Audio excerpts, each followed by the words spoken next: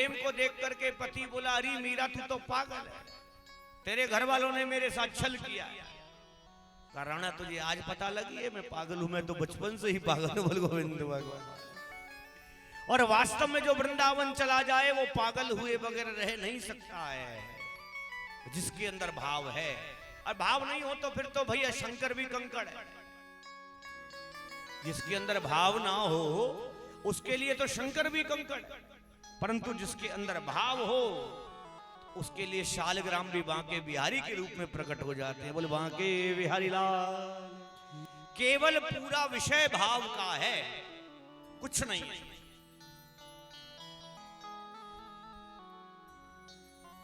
हमने अपने आप को इतना सीमित कर रखा है कि हमारी क्षमता से बाहर दिमाग नहीं चलता। हमने अपने आप को कितना सीमित कर लिया। मेरा मंदिर है, मेरे भगवान है, यही पूजा करो, यही मेरा घर है, यही मेरे तीर्थ हैं। हमने केवल अपने को अपने मंदिर तक सीमित कर लिया और उस मंदिर की भी सेवा भी हम ढंग से नहीं कर पा रहे। लोगों को आजकल बड़ी आदत हो गई देख देख करके दुनिया को श्री विग्रह रखने लगे। श्री विग्रह मतलब राधा कृष्ण जी की छवि ले आते हैं। देखो, गृहस्थियों को तस्वीर रखने में कोई आपत्ति नहीं। आप घर में कितनी भी बड़ी तस्वीर रखो कोई आपत्ति नहीं, परंतु आप घर में विग्रह रखते हो, लड्डू गोपाल जी मानो जैसे विग्रह हो गए। राधा कृष्ण जी की मूर्तियां ले आए आप, विग्रह हो गए।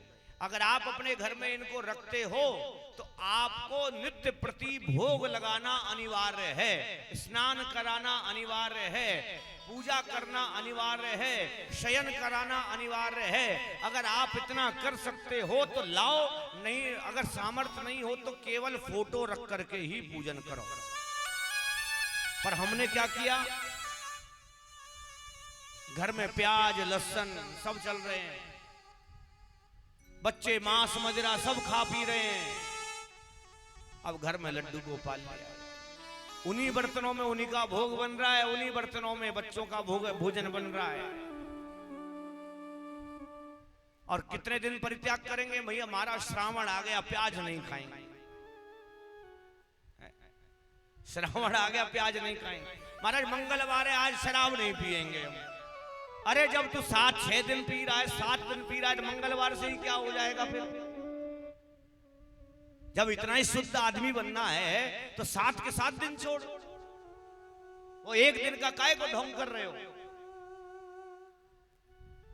पर हमारी आदत क्या है, हम हर चीज को अपने अनुरूप ढालना चाहते हैं, हमारी व्यवस्था बन जाए बस, और दुनिया से अपने को कोई लेना देना नहीं। ये भगवान से भी कोई लेना देना नहीं है। अब लड्डू गोपाल जी तो घर में हैं, पर भोग लग रहा हमारा 1:30 बजे 2 बजे, और ऐसे ऐसे गोपाल जी देखे सबरे कारे पर रहे, काई जम रही है। पूछा कब नहलाती हो इनको? महाराज अपने राम तो एक ही दिन नहलाते, जन्माष्टमी के दिन। गोविंद। और गोपाल जी भी कैसे होंगे? इतने से, इतनों से ही सिंहासन, इतने से ही गोपाल जी, ना आंख दिखे, ना नाक दिखे, ना मोड़ो दिखे। अरे तिलक कहाँ लगाओगे, भोग कहाँ लगाओगे, काजल कहाँ लगाओगे, श्रृंगार क्या करोगे? अरे लड्डू गोपाल का श्रृंगार तो इतना प्यारा, ऐसो देवता पूरी दुनिया में कोई दूसरा ना है। पर हमारा भाव, जहां भाव हो वहां भगवान भी प्रकट हो जाते हैं, कोई बड़ी बात नहीं है। मीरा के हाथ से भगवान ने प्रकट होकर के दूध को पी लिया। क्यों पी लिया? भाव हो गया। शबरी के हाथ से भगवान ने फल खा लिए। क्यों खा लिए? क्योंकि शबरी भले ही अधम जात है, पर भगवान कहते हैं जाति पाति कुल धर्म बढ़ाई, मुझे जाति पाति से मतलब नहीं, मैं केवल भाव का दर्शन करता हूं, भाव का भूखा हूं मैं। और देखिए जीवन में भाव ना हो तो सारी चीजों का अभाव अपने आप बन जाता है। भाव की बड़ी सुंदर बात बताता हूं। बात है जगन्नाथपुरी। वहां एक मैया रहती है, बाल विवाह हुआ, पति का स्वर्गवास हो गया, विधवा हो गई, क्या करे, कोई संतान थी नहीं, तो जगन्नाथ जी को ही अपना पुत्र मान लिया, जिसका नाम है कर्मा। नाम सुना होगा कर्मा बाई, सुना। कर्मा अब जगन्नाथ जी को अपने पुत्र के रूप में देखती है। अब तो भगवान को सुबह उठाए, नहलाए, भोजन कराए, दोपहर को विश्राम कराए, फिर शाम को उठाए, फिर कुछ चाय पानी पूछे भगवान को, फिर भोजन बनाए, फिर रात को शयन कराए। करते करते पूरा जीवन जगन्नाथ जी की सेवा में निकाल दिया। और इतना प्रेम भगवान से हो गया कि भगवान उससे बात करने लगे। भगवान को भूख लगे तो बोल दें, मैया भूख लगी है कुछ दे, इतना प्रेम। एक दिन रात्रि के समय भगवान को भोग लगा करके शयन कराया, कहा कन्हैया आप सो जाओ। अपने ही पास लिटा रखा था। रात्रि में बुखार आया और बुखार से ही मृत्यु हो गई। प्रातः काल उठे तो जगन्नाथ जी रो रहे थे। पुजारी आए, पुजारियों ने देखा भगवान रो रहे हैं, क्या बात है, क्या कारण है। चरणों में गिर पड़े, कहा प्रभु सेवा में कोई त्रुटि हो गई है। भगवान कुछ नहीं बोले।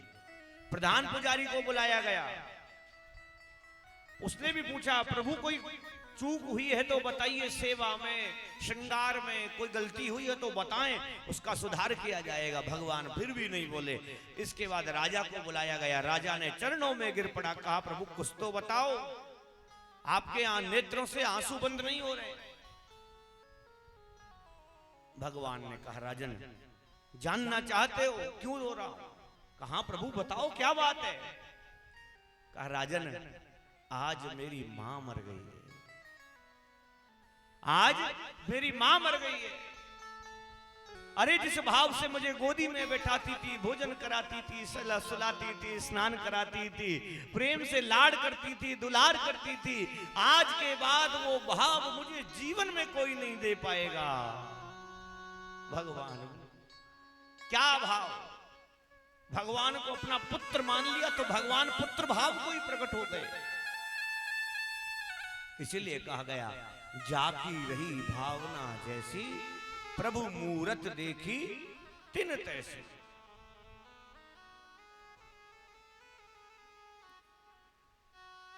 परीक्षित का जन्म होता है। उधर भगवान द्वारकापुरी की ओर जाते हैं। द्वारकापुरी में पहुंचे तो पूरा कुल कट कट करके गिरने लगा, लड़ाई हो गई भाइयों में।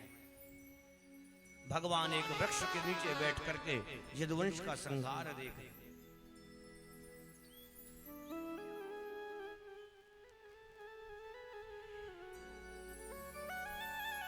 अर्जुन भगवान को छोड़ने जाता है, परंतु 7 महीने हो गए आज तक अर्जुन वापस नहीं आया। गता सप्तधुना मासा भीमसेन तवानुज।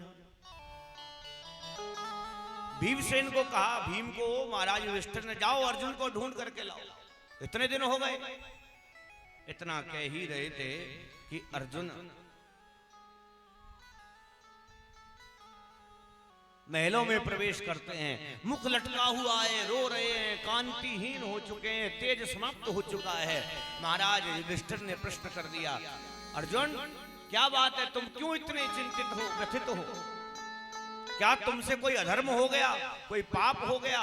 क्या किसी तुम की अबला की रक्षा नहीं कर पाए? क्या तुमसे किसी कोई ब्राह्मण की हत्या हो गई? क्या तुमसे किसी बच्चे की हत्या हो गई? अनेकों प्रश्न पैदा कर।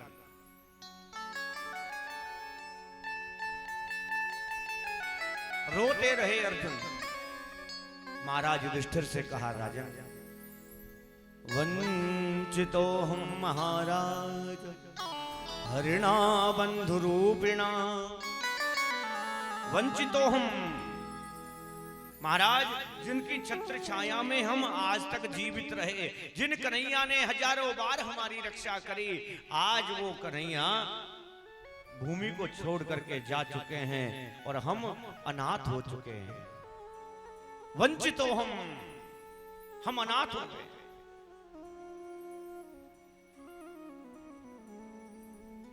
मैया कुंती वहीं राज्यसभा में बैठी थी, जैसे ही सुना कन्हैया जा चुके हैं, एक बार कृष्ण कहा और प्राणों का परित्याग कर दिया। कितना प्रेम! हम तो नित्य प्रति भगवान से दूर होते जा रहे हैं, पर मैया कितना प्रेम करती है, एक बार कृष्ण कहा और प्राणों का परित्याग कर देती है। उधर से महाराज विदुर आते हैं, धृतराष्ट्र और गांधारी को लेकर के चले गए हिमालय में। इधर से पांचों पांडव स्वर्गारोहण के लिए निकल जाते हैं। राजा परीक्षित के शीश पर राज सौंप करके बद्रीनाथ धाम की यात्रा करते हैं। धीरे धीरे राजा परीक्षित बड़े होते हैं। जब बड़े हुए तो एक दिन अपने राज्य का निरीक्षण करने के लिए घोड़ा लिया, तलवार ली, निरीक्षण करने चल दिए।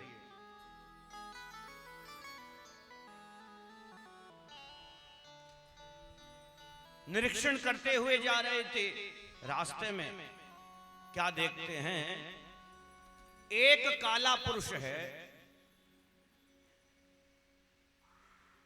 वो एक गाय है और एक बछड़ा है। बछड़े के 3 चरण कट चुके हैं, एक चरण पर चल रहा है। वो काला पुरुष उन्हें मार रहा है। राजा परीक्षित को गुस्सा आया, अरे मेरे राज्य में जिन गोविंद ने गायों की रक्षा करी, उन गायों को दंडित किया जाता है। तलवार लेकर के उसके पास गए, गर्दन पर रख दी। क्या करता है रे दुष्ट, अभी प्राण दंड देता हूं। का महाराज, मैं आपकी शरण में हूं और शरणागत की रक्षा करनी चाहिए। उस बैल से पूछा आप कौन हैं, उस गाय से पूछा आप कौन हैं। बैल बोला महाराज क्या बताऊं मैं कौन हूं। का आपके दुख का कारण क्या है, क्यों दुख सहन कर रहे हैं इतना। कहा राजन, मेरे दुख का कारण भी मैं ही स्वयं हूं। क्यों? कर्मणा जायते जंतु कर्मण्ये विलीयते। जीव कर्म के साथ ही पैदा होता है और कर्म के साथ ही मर जाता है। यही बात बाबा तुलसी ने लिख दी कि निज कृत कर्म भोगे सोने भ्राता। निज कृत कर्म भोग सब भ्राता। निज कृत कर्म भोग सोने भ्राता। निज कृत कर्म भोग सोनि भ्राता। कौन काहू सुख दुख कर दाता। कौन काहू सुख दुख कर दाता।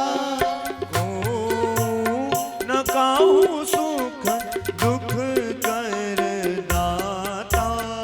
कौन काहू सुख दुख कर दाता। कहते हैं निज कृत कर्म भोग्य सुने भ्राता। जो जीव जैसा कर्म करता है उसे भोगना ही पड़ता है। देखो भगवान हमारे साथ उस कष्ट को भोगने में सहायता कर सकते हैं, पर उसको बदल नहीं सकते। हम लोग ब्राह्मणों के पास जाएंगे, कुंडली दिखवाएंगे, महाराज ऐसा है ऐसा है ऐसा है। देखिए ब्राह्मण अपनी विद्या से आपको बता सकता है कि क्या होने वाला है और क्या हो सकता है, पर उसमें बदलाव कुछ नहीं कर सकता है। बदलाव कौन कर सकता है? भगवान भोलेनाथ। भावहि मैट सकई त्रिपुरारी। आपके भाग्य के लिखे को मेटने की सामर्थ्य केवल भगवान शंकर के अंदर है। उनका जो मंत्र है उसको क्या कहा गया? एक है मृत्युंजय मंत्र और दूसरा है मृत संजीवनी। मृत्युंजय मंत्र याद होगा सभी, आप लोग करते रहते हैं घर में। त्र्यंबकम यजामहे सुगंधिम पुष्टिवर्धनम उर्वारुकमिव वंदनान मृत्युर्मुक्षीय मामृतात्। और दूसरा है मृत संजीवनी। अब ब्राह्मणों को यही नहीं पता है कि मृत्युंजय मंत्र का क्या लाभ है और मृत संजीवनी का क्या लाभ है। रुद्राभिषेक क्यों कराना चाहिए, कब कराना चाहिए,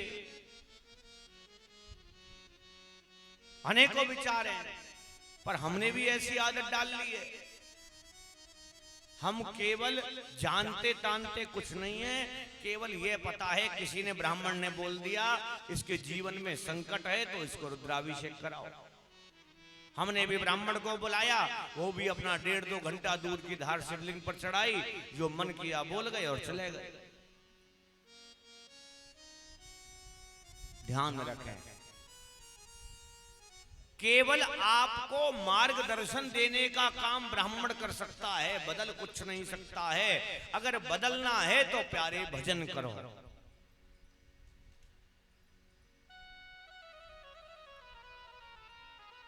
भजन ही आपको, देखो भजन का अर्थ क्या है? भजन का अर्थ है भंजन।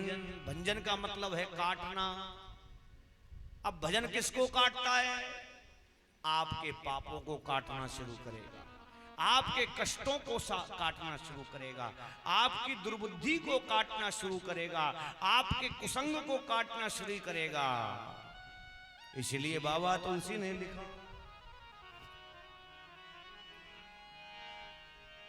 अरे बिनु सत्संग विवेक न होई, राम कृपा बिन सुलभ न सोई। बिनु सत्संग विवेक न होई, राम कृपा बिन सुलभ न सोई। बिनु सत्संग विवेक न होई, राम कृपा बिन सुलभ न सोई। बिनु सत्संग विवेक न होई, राम कृपा बिन सुलभ न सोई। बिनु सत्संग विवेक न होई, बिनु सत्संग विवेक न होई, राम कृपा बिन सुलभ न सोई। राम कृपा बिन सुलभ न सोई। राम कृपा बिन सुलभ न सोई। बिनु सत्संग, जब आप सत्संग में जाओगे तो क्या होगा? भजन होगा, भजन होगा तो भंजन होगा, भंजन होगा तो